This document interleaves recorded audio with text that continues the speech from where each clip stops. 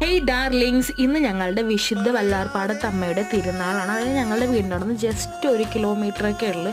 അപ്പോൾ ഞാനും എൻ്റെ ഫ്രണ്ട്സൊക്കെ ആയിട്ടാണ് പോയത്. നമ്മൾ രാത്രി ഒരു 7 മണിയൊക്കെ ആയിട്ടാണ് കേട്ടോ പോയത്. ആ ടൈമിൽ പോകുമ്പോൾ നല്ല അടിപൊളിയാണ് അവിടുത്തെ വ്യൂ ഒക്കെ കാണാൻ വേണ്ടി.